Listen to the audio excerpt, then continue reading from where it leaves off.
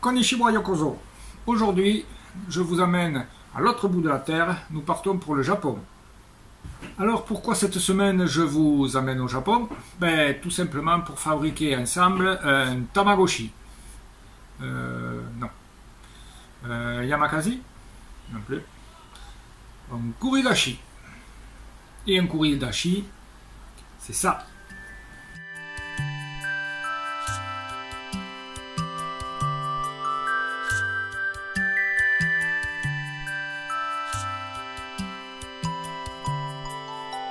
Alors, qu'est-ce qu'un Kuridashi?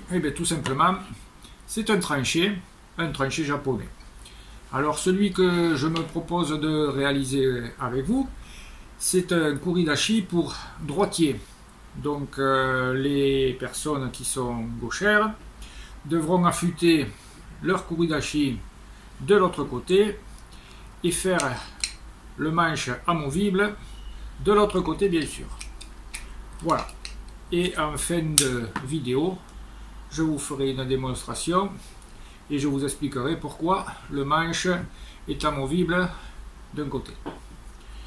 Allez, je vous souhaite une bonne vidéo et à tout à l'heure. On va se mettre au boulot. Et pour ça, on va prendre une ancienne lame de scie, comme celle-là. Alors pourquoi une lame de scie? Tout simplement déjà parce que c'est de l'acier qui est suffisamment costaud pour pouvoir faire ce genre d'outil, que je vais pas m'amuser à acheter un bout d'acier alors que j'en ai sur la main.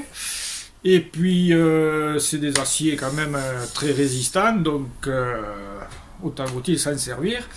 La seule chose, il va falloir éviter de la détremper, c'est-à-dire quand on la coupe à la tronçonneuse, de trop la chauffer, sinon si elle est détrempée, il va falloir la retremper. Comme pour la retremper, si au chalumeau on peut la retremper, une fois qu'elle est rouge et qu'un aimant ne s'y colle plus, on peut la retremper, mais ensuite il va falloir la recuire, etc. Je ne suis pas franchement spécialiste là-dedans. Alors plutôt que de faire une connerie, je vais essayer d'éviter de la détremper en la mouillant au fur et à mesure que je vais la travailler. Ça va être un peu plus long, mais bon, je pense que j'aurai moins de risques à faire ça qu'à la retremper une fois que mon travail sera terminé. Bon, pour ce Kuridashi, on coupe une bande d'acier de quelle longueur? Alors déjà, il faut savoir qu'un Kuridashi ou un tranché, on se sert ou comme un stylo, comme ça, ou comme un cutter, comme ça. On ne s'en sert pas comme ça. Donc, ça va déjà dépendre de la grandeur de vos pattes. Alors moi, ce qui me concerne, si je m'en sers comme un stylo, une quinzaine de centimètres, ça doit aller. Si je m'en sers comme un cutter, hop, une vingtaine de centimètres, ça devrait aller. Donc entre 15 et 20, on va prendre 20. On ne sait jamais si par un jour je dois m'en servir autrement que comme un stylo, que je ne sois pas un peu court. Voilà. Donc je vais couper une bande d'une vingtaine de centimètres de longueur. Donc l'étape suivante après avoir déterminé la longueur, c'est tracer celle-ci sur la lame de votre scie. Et ensuite tracer l'épure de la forme que vous voulez donner. Une épure, c'est ça, hein, c'est une forme. Donc tracer l'épure de votre Kuridashi sur cette lame. Après ça, vous passez à la tronçonneuse, vous découpez en gros les formes que vous voulez lui donner. Et ensuite, vous faites la finition sur, moi en l'occurrence, ça sera sur ma ponceuse à bande, puisque j'ai pas autre chose pour travailler le métal. Je ne suis pas spécialiste de la chose. Ceci étant fait, vous pouvez aussi commencer à donner la forme du tranchant de la lame avec votre ponceuse à bande. Et ensuite, il faudra peaufiner à la pierre, mais ça sera pour plus tard.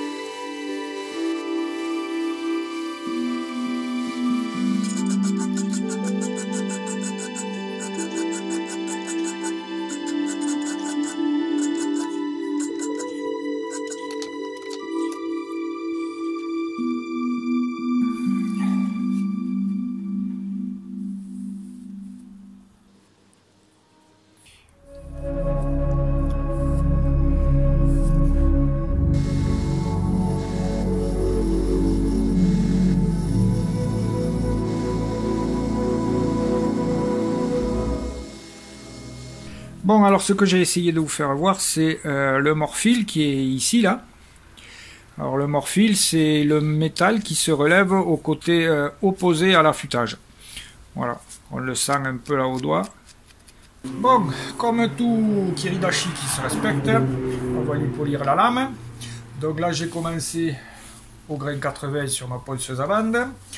Je vais prendre un grain 240 pour enlever les rayures que j'ai fait au grain 80. Et ensuite, je vais passer au papier à l'eau. Alors ça, c'est des papiers que j'ai trouvé en grande surface de bricolage. C'est du papier pour carrossier. Donc j'ai du 320 et du 600 que je vais passer à l'eau. Ensuite, je prendrai les papiers que j'utilise, c'est des papiers à l'eau aussi, que j'utilise pour la résine. Et on passera au 1000 et si on peut un en dessus. Et ensuite, on passera le polish que j'ai aussi pour la résine pour lui donner une finition brillante. Ça m'étonnerait qu'on arrive au polymiroir, hein, mais on va s'approcher quand même d'une belle finition pour cet objet. Donc là, je commence au 240.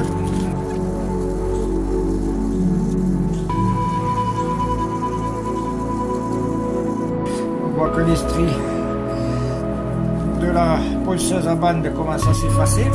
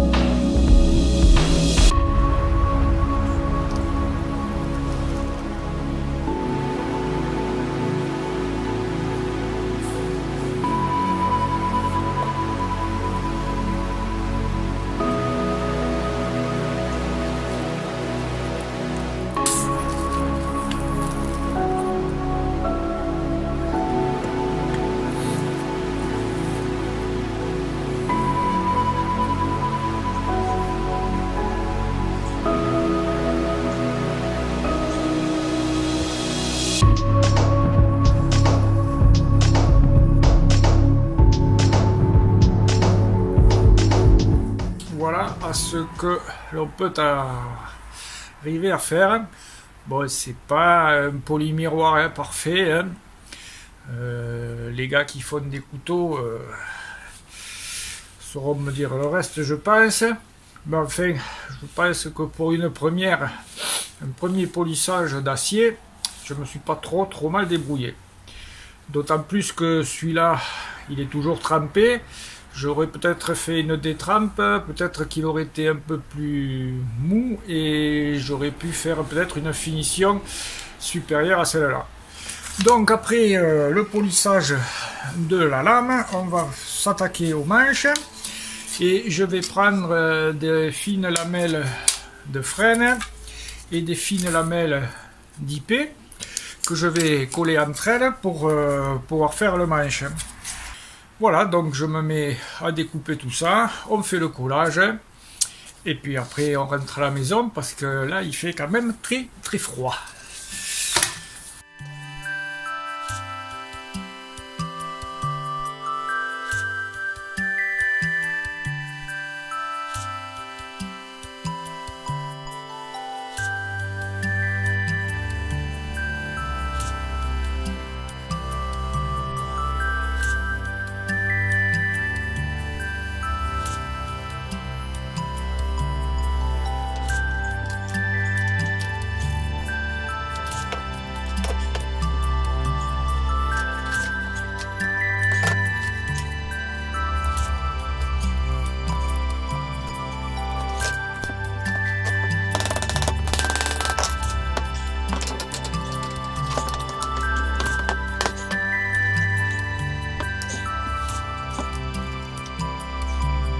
Bon, après une petite nuit de séchage, on va enlever les presses du manche et on va commencer à le travailler.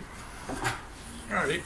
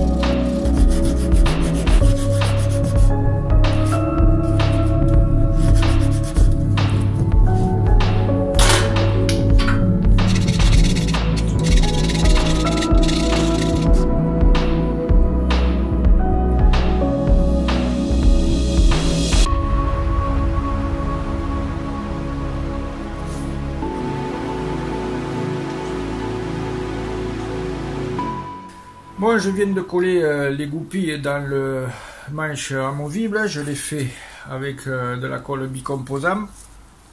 On va attendre 5 minutes que ça sèche, ou 10, parce que là il fait pas chaud. Je renlèverai le manche amovible et je collerai l'autre manche sur la lame. Voilà. Donc on va attendre un petit moment et après on passe à la suite. Bon, maintenant ça doit être sec. Il y a 10 minutes, un quart d'heure que je l'ai fait. Donc eh bien, on va essayer de l'enlever, en espérant que là-dessous ça ne se soit pas collé. Allez. Ah putain, vous savez, impeccable. Même pas collé. Voilà. Donc ça, hop. Et ça rentre et ça s'aimante. Voilà. Donc maintenant je vais dégraisser comme il faut le côté opposé et coller l'autre côté. Toujours avec de la colle bicomposant. Allez. Dégraissant métaux. Hein.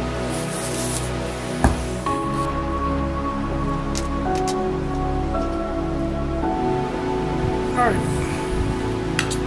On colle.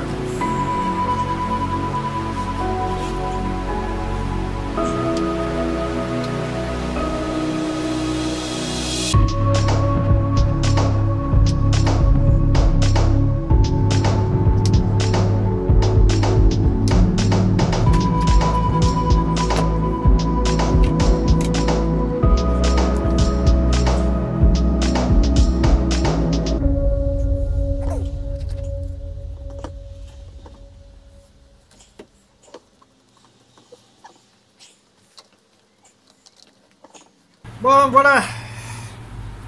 Un quart d'heure, 20 minutes. C'est un petit peu plus. Comme je vais poncer maintenant, j'ai pas envie que ça foute le camp. Voilà, donc c'est sec maintenant. Hein.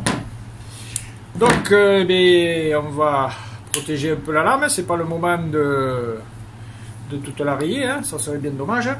Et puis, je vais poncer. Allez, c'est parti.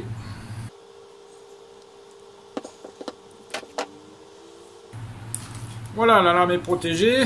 Maintenant, je vais couper les goujons qui dépassent. Puis après, on va passer au ponçage.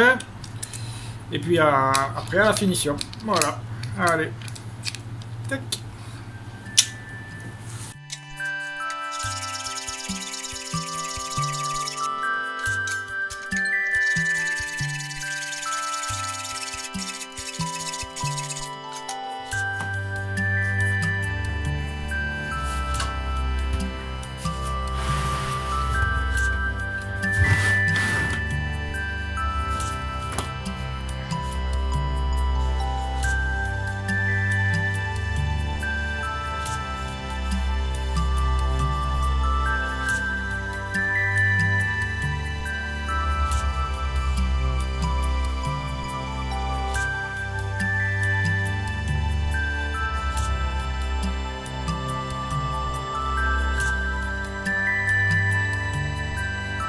Et voilà, le plus gros est fait. Maintenant, on va finir au papier vert. On va faire, là, j'étais au 80 sur les deux machines. Donc là, je vais taper 120, 240. Puis après, on va pas aller bien plus bas. Hein, et après, on huilera le manche. Et voilà. Allez, on passe au ponçage manuel.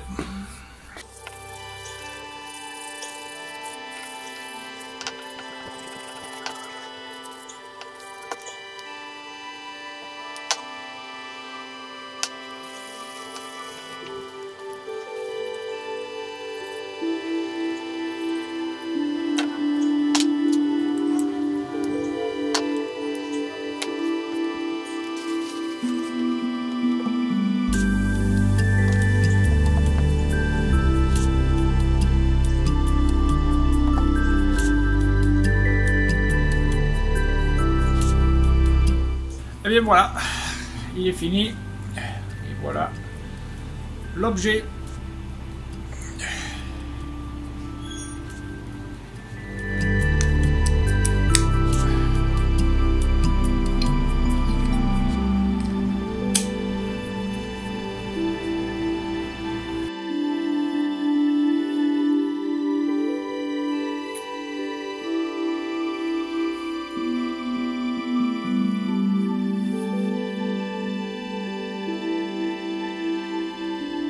Un kiridashi, comment on s'en sert?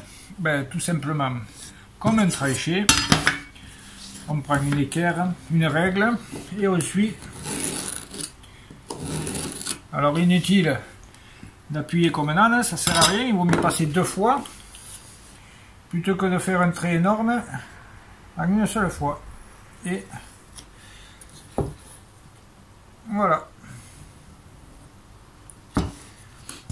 Alors, avec une règle, c'est pareil. On appuie le côté non biseauté contre la règle. Voilà. Et là, hop, je mets les yeux parce que je vois que dalle. Voilà. Alors, en général, un tranché ou un kiridashi, il est plus facile de tracer perpendiculaire au fil que parallèle au fil. Certains bois qui ont le fil très serré et très droit, c'est assez facile. Donc, on fait 1 ou 2 tracés. Les bois qui ont des fils qui sont assez tortueux, un peu comme le pin d'Oregon ou le Douglas de la semaine dernière, il faut ne pas trop appuyer parce qu'autrement votre kiridashi aura tendance à suivre le bois et vous allez faire un travail dégueulasse. Voilà, donc quand vous êtes parallèle aux fibres du bois, allez-y mollo, suivez bien votre règle 2 fois ou 3 et votre tracé sera nickel. Alors là, on ne voit pas du tout parce que c'est un peu sur du contreplaqué. Voilà. Le tracé, il est là. Voilà. Donc, deuxième utilisation du kiridashi. Si vous voulez faire des emboîtements à mi-bois, c'est-à-dire que vous découpez le bois ici, celui-là vous le découpez ici, les deux s'enclenchent et sont tous au même niveau. Lorsque vous avez le manche ici, le manche il vous gêne. Donc j'ai fait cette partie amovible pour pouvoir toujours plaquer comme il faut votre kiridashi contre votre guide. Et là, vous pouvez faire les traits que vous voulez, en travers, dans tous les sens. Voilà, on fait dans ce sens, pour vous faire voir. Et le tracé est toujours aussi précis. Voilà. Donc, celui-là de kiridashi, il est pour droitier, forcément, puisque je suis droitier. Si vous voulez le faire pour gaucher, le manche amovible, il passe de ce côté. L'affûtage de là, il passe là. Voilà l'explication du fonctionnement du kiridashi.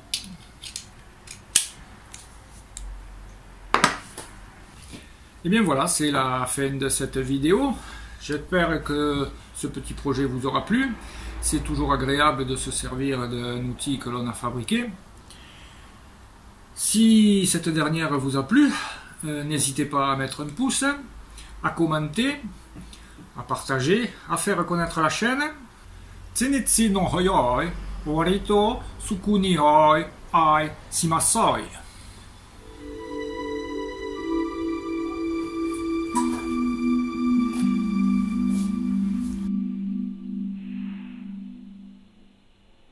Ok, un kiridashi. Ben, un kiridashi. Allez, bravo. Ah, con de moi.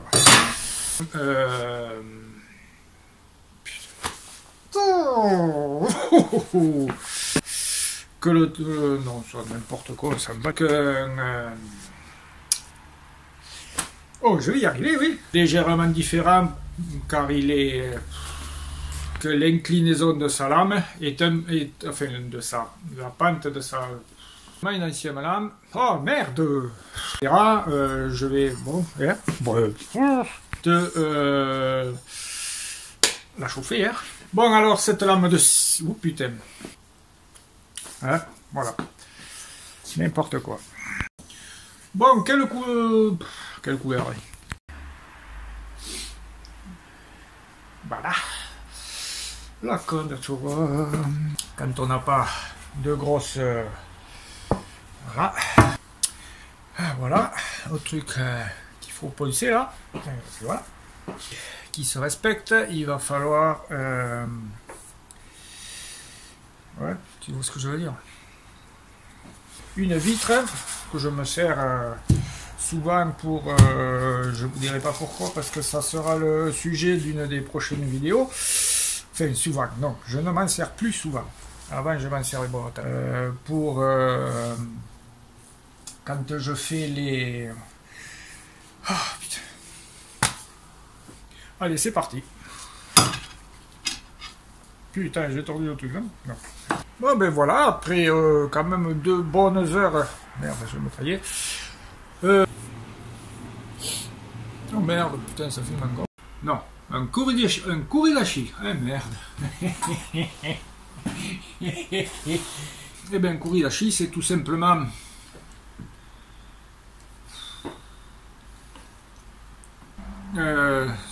celui que je vous présente aujourd'hui. Non. Donc tous les éléments